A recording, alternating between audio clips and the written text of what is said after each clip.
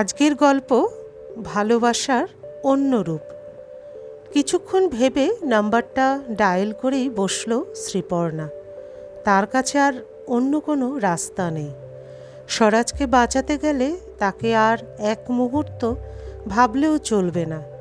বার তিনেক রিং হতেই ওপার থেকে পুরুষ কণ্ঠস্বর ভেসে উঠল, হ্যালো। শ্রীপর্ণা কিছুটা সংকোচের সাথে উত্তর দিল, আমি শ্রীপর্ণা বলছি। ফোনের ওপার থেকে তখন সাময়িক নিস্তব্ধতা। তারপর ডক্টর ভাস্কর দত্ত জবাব দিলেন, ফোন করলে তাহলে তুমি? আমি সত্যিই ভাবিনি তুমি ফোন করবে আমায়। দেয়ালে পিঠ ঠেকে গেছে আমার। ফোন তো করতেই হতো আমাকে। বলুন, কোথায় কখন আসতে হবে আমাকে? আমার নিউ টাউনে একটা ফ্ল্যাট আছে, সেটা বন্ধই পড়ে থাকে সব সময়, সেখানে চলে এসো তুমি। শ্রীপর্ণা উদাসীনভাবে বলল, তারিখ সময় বলে দিন, চলে আসবো আমি। পরশু এসো সন্ধ্যের পরে। তোমাকে তো আবার বিকেলে পাওয়া যাবে না, ওই সময়টা তো আবার ভিজিটিং আওয়ার্স। এক কাজ করো, ভিজিটিং আওয়ার্স শেষ হয়ে গেলে তুমি নার্সিংহোমে থেকো, আমার চেম্বারে বসে থাকবে। আমার ড্রাইভার তোমাকে আমার গাড়িতে করেই পৌঁছে দেবে আমার ফ্ল্যাটে। বেশ, বলেই ফোনটা রেখে দিল শ্রীপর্ণা। কিছু মুহূর্ত পরেই আবার ফোনটা বেজে উঠল। ওপার থেকে ভাস্কর একটা ক্রূর হাসির সাথে বলল, সেদিন যখন আসবে তখন কিন্তু সুন্দর করে সেজে আসবে শ্রী। তোমার চোখে মুখে যেন কোনো চিন্তার ছাপ না থাকে, তাহলে কিন্তু তোমাকে ডাকার কোনো মানে থাকবে না আমার। আপনার কোনো চিন্তা নেই ডক্টর ভাস্কর, আপনি যেভাবে আমাকে দেখতে চান সেইভাবেই সেদিন পৌঁছে যাব আপনার কাছে। দুদিন বাদে একটা লাল সিফন শাড়ি পরে, চেহারায় হালকা মেকআপ করে, একটা লম্বা বেনিতে রজনীগন্ধার মালা লাগিয়ে যখন স্বরাজের সাথে দেখা করতে এলো শ্রীপর্ণা, তখন তাকে দেখে মুগ্ধ হয়ে রইল স্বরাজ। আজ যেন স্বর্গের অপ্সরা লাগছে শ্রীপর্ণাকে। অপরূপ চেহারার সাথে এক ঢাল লম্বা চুল শ্রীপর্ণার লাবণ্যকে আরও বাড়িয়ে তোলে। ঈশ্বর তার ভাগ্যে শ্রীপর্ণার ভালোবাসা উজাড় করে দিয়েছেন বলে ঈশ্বরকে সব সময় ধন্যবাদ জানায় স্বরাজ। না হলে কোথায় শ্রীপর্ণা আর কোথায় স্বরাজ? এই যে বাদরির গলায় মুক্তোর মালা। শ্রীপর্ণা আর এমও ডক্টর বিশ্বাসের সাথে কথা বলে স্বরাজের কাছে এসে বসল। স্বরাজ বলল, আজ বহুদিন বাদে তোমাকে এত সুন্দর লাগছে শ্রী, কি বলবো তোমায়। আমার সেবা করতে করতেই তোমার শ্রী হারিয়ে গেল। মাঝে মধ্যে নিজেকে বড় অপরাধী মনে হয়। মনে হয় তোমাকে বিয়ে করে তোমার জীবনের সর্বনাশই ডেকে এনেছে আমি। শ্রীপর্ণা দুধের গ্লাসে হরলিক্স মেশাতে মেশাতে বলে, আমাকে জিজ্ঞাসা করো রাজ, আমি তোমার সাথে কতটা সুখে আছি। যদি না এই টিউমারটা আমার ব্রেনের মধ্যে গজিয়ে উঠত, তাহলে বোধহয় আজকের এই দিনটা আমাদের দেখতে হতো না, তাই না শ্রী? ছাড়ো তো এসব কথা, অসুখ সবার হয়, তার জন্য লড়তেও হয় সবাইকে। আর ডক্টর ভাস্করের মতো মানুষ যখন তোমার অপারেশনের দায়িত্ব নিয়েছেন, তখন আর চিন্তা কিসের আমাদের? ডক্টর ভাস্কর দত্তকে সবাই ভগবান বলে ডাকে। ওনার হাতে জাদু আছে নাকি? 90% অপারেশন ওনার হাতে সাকসেস পায়, তাহলে আর ভয় কিসের আমাদের? স্বরাজ হরলিক্সে চুমুক দিতে দিতে অন্যমনস্ক হয়ে বলল, আমার অপারেশন উনি কেন বিনা পরিশ্রমিকে করছেন সেটাই ভেবে পাচ্ছি না। আমাকে বাঁচিয়ে ওনার লাভটা কি হবে? জীবনের সব হিসেব খাতায় কলমে কষে মেলানো যায় না রাজ। হয়তো তোমার অপারেশনটা করে জীবনের কোনো একটা চ্যালেঞ্জ যেতে চায় উনি। আমাদের ওসব ভেবে কি লাভ? শ্রীপর্ণার দিকে তাকে এবার স্বরাজ বলল, আজ কোথায় যাবে তুমি শ্রী? এত সুন্দর করে সেজেছ যে আজ। শ্রীপর্ণা একটু সচকিতভাবে উত্তর দিল, হ্যাঁ, আজ আমার এক স্কুলের বন্ধুর বিয়ে আছে। বৌভাতের পরের দিনে আমার সেই বন্ধু বিদেশে চলে যাচ্ছে নিজের স্বামীর সাথে, হয়তো আর কখনো দেখা হবে না। তাই ওর বিয়েতে উপস্থিত থাকার অনুরোধটা আর ফেলতে পারলাম না গো। তোমার এখান থেকে সোজা ওখানে যাব। স্বরাজ স্ত্রীর হাতে হাত রেখে বলল, আমি ঈশ্বরের কাছে প্রার্থনা করছি আজকের সন্ধেটা যেন তোমার খুব আনন্দের সঙ্গে কাটে। খুব সুন্দর একটা সন্ধে যেন আজ তুমি কাটাতে পারো। ডক্টর ভাস্করের কথা মতো তার ড্রাইভার শ্রীপর্ণাকে নিয়ে এলো ডক্টর ভাস্করের নিউ টাউনের ফ্ল্যাটে। বিশাল আবাসনের মধ্যে বিশাল বিশাল ইমারতগুলো যেন এখানে থাকা মানুষগুলোর সামাজিক উচ্চতাকে প্রকাশ করার জন্যই তৈরি হয়েছে। শ্রীপর্ণাকে ডাক্তারের ফ্ল্যাটে পৌঁছে দিয়ে তার ড্রাইভার চলে যায়, কারণ শ্রীপর্ণার বাড়ি ফেরার কোনো সময় নির্দিষ্ট নেই। আজ যতক্ষণ খুশি ডক্টর ভাস্কর নিজের কাছে শ্রীপর্ণাকে বেঁধে রাখতে পারেন, যত খুশি আদর করতে পারেন শ্রীপর্ণাকে, যত খুশি আদর পেতে পারেন শ্রীপর্ণার কাছ থেকে। স্বামীর অপারেশন এই ভগবান তুল্য ডাক্তারের হাতে করানোর শর্ত একটাই, শ্রীপর্ণাকে উজাড় হয়ে নিবেদন করতে হবে ডক্টর ভাস্করের কাছে। একদিনে স্বামী স্ত্রী হয়ে ফুলসজ্জার বাসর রঙিন করতে হবে। শ্রীপর্ণা ভাস্করের ফ্ল্যাটে ঢুকতেই দেখলো তার পছন্দের ইন্টেরিয়ার ডেকোরেশন দিয়ে পুরো ফ্ল্যাটটা সাজানো। একবার এক ম্যাগাজিনে এই ডিজাইনটা দেখে শ্রীপর্ণা তার বাবাকে বলেছিল, কোনোদিন যদি পয়সা করতে পারি তবে এভাবেই সাজাবো আমার বাড়িটা। শ্রীপর্ণার বাবা সুবিনয়বাবু বলেছিলেন, এভাবে ঘর সাজাতে অনেক খরচ রে, এত পয়সা তুই কোথায় পাবি? শ্রীপর্ণা ম্যাগাজিনটা থেকে পাতাটা ছিঁড়ে বলেছিল, এটাকে বাঁধিয়ে আমার ঘরে রেখে দেবো আমি যদি নাও পারি তবে আমার বর সাজিয়ে দেবে আমার ঘরকে ঠিক এইভাবেই। শ্রীপর্ণার পুরনো স্মৃতি ভাঙে যখন ভাস্কর বলে ওঠেন, বসো শ্রী, দাঁড়িয়ে কেন? এই ফ্ল্যাটটা আমার যতটা ততটা তোমারও। এই ফ্ল্যাটটা নিয়েই ছিলাম তোমার জন্য, তোমাকে নিয়ে থাকবো বলে। তাই তোমার বেডরুমে ঝুলিয়ে রাখা ম্যাগাজিনের পাতার একটা ছবি তুলে নিয়ে এসেছিলাম।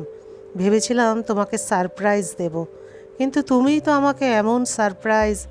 শ্রীপর্ণা আকুতির সাথে বলল, বিশ্বাস করুন, আপনাকে ঠকানোর কোনো ইচ্ছে আমার ছিল না। আমি আমার বাবা মাকে প্রথম থেকেই বলেছিলাম যে আপনাকে বিয়ে করা আমার পক্ষে সম্ভব নয়, কিন্তু আমার বাবা আমার কোনো কথা শোনেননি।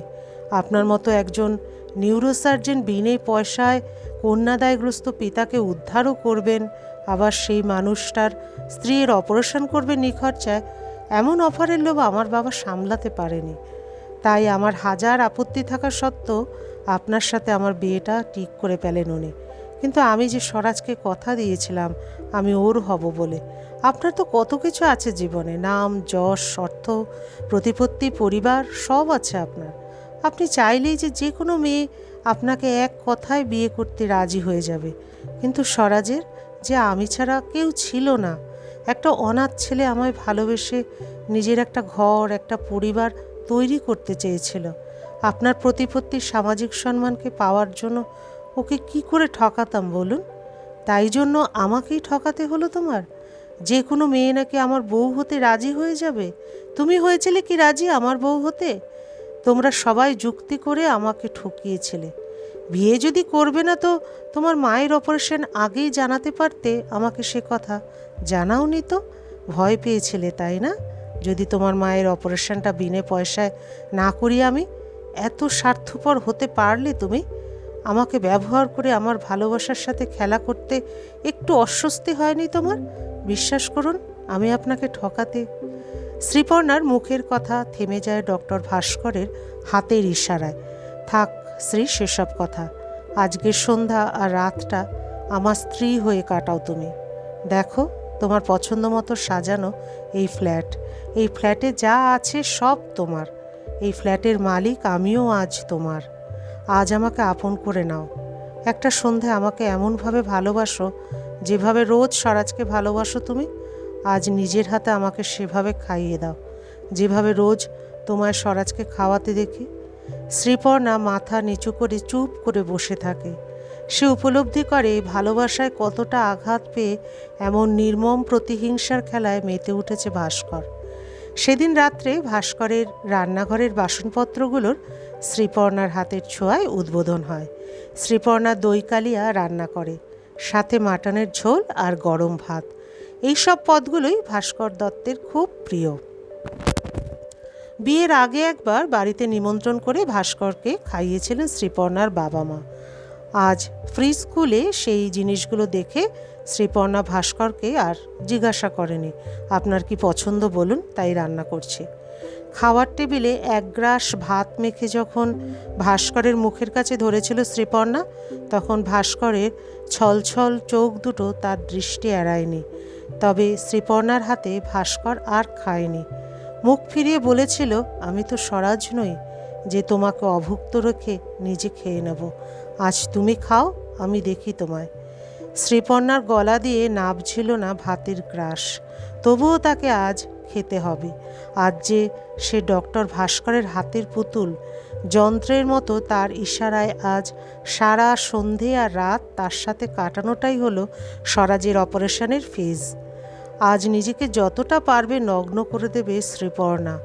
আজ তার শরীর, মন, চরিত্রকে নিষ্পাপ রাখার চেয়েও বেশি দামি স্বরাজের বেঁচে থাকা। খাওয়ার পরে ভাস্কর শ্রীপর্ণাকে নিয়ে যায় শোবার ঘরে। তাকে ঘরে নিয়ে যেতেই শ্রীপর্ণা দেখে তার এক বিশাল ছবি বিছানার মাথার কাছের দেওয়াল জুড়ে টাঙানো। বিছানায় শ্রীপর্ণাকে বসিয়ে তার দু কাঁধে হাত রাখে ভাস্কর। ভয়ে লজ্জায় চোখ বন্ধ করে ফেলে শ্রীপর্ণা। মনে মনে সে ক্ষমা চায় স্বরাজের কাছে, তার শরীরটা এভাবে ভাস্করের কাছে বিলিয়ে দিচ্ছে বলে। দু চোখ দিয়ে জল বেরিয়ে আসে। ভাস্কর শ্রীপর্ণার চোখের জল মুছিয়ে দিয়ে বলে, চোখ খোলো শ্রী, তোমার আব্রু আমি নষ্ট করব না, ভয় পেও না প্লিজ আমাকে। এই ঘর, এই বিছানা, এই ঘরের সব কিছু সাজিয়েছিলাম শুধুমাত্র তোমার জন্য। স্বরাজের অপারেশনের পারিশ্রমিক হিসাবে আমি চাই তুমি আজ রাতটা এ ঘরে কাটাও। এই ঘরটা একটা রাতের জন্য হলেও তোমাকে অনুভব করুক একটু। শ্রীপর্ণা অবাক হয়ে তাকিয়ে থাকে ভাস্করের দিকে। তারপর অস্ফুটে বলে ওঠে, আপনি আমাকে দরজাটা বন্ধ করে শুয়ে পড়ো শ্রী, অনেক রাত হয়ে গেছে। কথাগুলো বলেই ঘর থেকে বেরিয়ে যান ডক্টর ভাস্কর। এরপরে কেটে গেছে আরও 7-8 মাস। ডক্টর ভাস্করের হাতের গুণে স্বরাজের মাথার টিউমার একেবারে গোড়া থেকে নিপাত হয়েছে। অপারেশনের পরে নার্সিংহোমের বাকি বিলটুকু ডক্টর ভাস্কর নিজের পকেট থেকে দিয়েছেন। ডক্টর ভাস্করের এমন জনদরদি ভূমিকায় কেউ প্রশ্ন তোলেনি, কারণ এমন জনদরদি কাজ ডক্টর ভাস্কর দত্ত মাঝে মধ্যেই করে থাকেন। স্বরাজ এখন আবার স্বাভাবিক জীবনে ফিরে এসেছে। আগের মতোই চাকরি করছে সে। তার পরিবারে এখন খুশির হাওয়া বইছে, কারণ শ্রীপর্ণা মা হতে চলেছে। মৃত্যুর সাথে লড়াই করে স্বামী স্ত্রী দুজনেরই মনে হয়েছে সংসারে কম বেশি অভাব থাকবেই, তবে জীবনকে আরও সুন্দর করে উপভোগ করতে তাদের জীবনে একজন নতুন কারোর আসার প্রয়োজন আছে। তাতে ভালোবাসার বন্ধন আরও দৃঢ় হয়ে উঠবে। একদিন অফিস থেকে ফেরার পথে বাস স্ট্যান্ডে দাঁড়িয়ে আছে স্বরাজ। ঠিক এমন সময় নিজের বোলেনো গাড়িটা নিয়ে তার সামনে এসে দাঁড়ান ডক্টর ভাস্কর দত্ত। গাড়ির দরজা খুলে স্বরাজকে বলেন, উঠে আসুন স্বরাজবাবু, আপনাকে আমি বাড়ি অবধি পৌঁছে দিচ্ছি। সেদিন গাড়িটা ডক্টর ভাস্কর নিজেই চালাচ্ছিলেন, তাই ডক্টর ভাস্করের পাশের সিটটাতেই বসল স্বরাজ। ডক্টর ভাস্কর বললেন, এখন কেমন আছেন বলুন? আপনার দয়াতেই তো সুস্থ হলাম ডক্টর ভাস্কর, না হলে আপনার মতো এত দামি ডাক্তারের কাছে অপারেশন করানোর দাম আমাদের ছিল নাকি? আপনার অপার করুণায় আবার এই জীবন ফিরে পেলাম আমি। ডক্টর ভাস্কর কিছুক্ষণ চুপ করে থাকলেন, তারপরে বললেন, আপনি বিশ্বাস করেন স্বরাজবাবু, পৃথিবীতে বিনা পয়সায় প্রাণ ফিরে পাওয়া যায়? আপনি আমাকে যতটা ভগবান ভাবছেন আমি কিন্তু ততটা ভগবান নই। জানি আপনার শুনলে খারাপ লাগবে, তবুও একটা কথা আপনার জেনে রাখা ভালো। আপনার সাথে শ্রীপর্ণার বিয়ে হওয়ার আগে আমার সাথে তার বিয়ে ঠিক হয়েছিল। ওর মায়ের অপারেশন, ট্রিটমেন্ট সব কিছু আমিই করেছিলাম, কারণ ওকে বিয়ে করব বলে। কিন্তু আমার ফাঁকি দিয়ে শ্রী আপনার সাথে পালিয়ে যায়। তাই সময়ের আবহে যখন আপনার জন্য শ্রী ছুটে আসে আমার কাছে, তখন সেই সুযোগের সদ্ব্যবহার করি আমি। একটা পুরো রাত আপনার স্ত্রী আমার ঘরে কাটায়। আপনার অপারেশন করার জন্য সেটাই দাম ধরেছিলাম আমি। হতে পারে আপনার ঘরে যে সন্তান আসছে সে আমারই দানের ফল। স্বরাজ কিছুক্ষণ চুপ করে থাকলো, তারপর ঠোঁটের কোণে একটা স্নিগ্ধ হাসি এনে বলল, আমার সন্তান আপনারই দানের ফল ডক্টর দত্ত, সেটা আমি জানি। আপনি আমাকে সম্পূর্ণ সুস্থ না করে তুললে আমি আবার স্বাভাবিক জীবনে ফিরে আসতে পারতাম না, আবার সংসার চালানোর মতো অবস্থায় পৌঁছাতে পারতাম না, আবার ভালোবেসে স্ত্রীর মধ্যে মিশে যেতে পারতাম না। আমি জানি না আপনার স্ত্রীর কোনো শারীরিক সম্পর্ক হয়েছে কিনা, তবে এটুকু জানি এমন কোনো সম্পর্ক হলেও সেই সম্পর্ক কোনো ভালোবাসা ছিল না। সেটা স্ত্রীর তরফ থেকে আমার অপারেশনের জন্য আপনাকে দেওয়া ফিস ছিল। আমি জানি নিজেকে নিঃশেষ করে দেবার সেই মুহূর্তেও স্ত্রীর মন জুড়ে শুধু আমিই ছিলাম। তাই আমার স্ত্রী আমার চোখে আজও নিষ্কলঙ্ক। তার শরীরকে আপনি অপবিত্র করতে পারেন ব্ল্যাকমেল করে, কিন্তু তার মনকে আপনি ছুঁতে পারেননি। তাই যে সন্তান আসছে সে আমার ভালোবাসার সন্তান, সে কখনোই আপনার নয়। স্বরাজের বাড়ির সামনে গাড়িটা দাঁড় করিয়ে ডক্টর ভাস্কর বললেন, আজ বুঝলাম কেন শ্রীপর্ণা আমাকে বাদ দিয়ে আপনাকে ভালোবেসেছিল, কেন আপনাকে বাঁচাতে আমার কাছে নিজেকে সমর্পণ করতে চেয়েছিল। সত্যি আপনাদের ভালোবাসা ঐশ্বরিক। সেখানে আমার মতো মানুষের ভালোবাসার কোনো দাম নেই। আমি আপনার মতো ঈশ্বর হতে পারিনি, তাই মানুষই নিজের মনের ইচ্ছে পূরণ করেছিলাম। যে ঘরটা পরম যত্নে শ্রীপর্ণার জন্য সাজিয়েছিলাম, সেই ঘরে একটা রাত জেদ করে আটকে রেখেছিলাম শ্রীপর্ণাকে। কিন্তু শ্রীপর্ণার শরীর আমি স্পর্শ করিনি। আমি যে ওকেও ভালোবাসি, কি করে নিজের ভালোবাসাকে কলঙ্কিত করতাম বলুন? শ্রীপর্ণার ভালোবাসা খাঁটি, সেটা আমি বুঝে গিয়েছিলাম।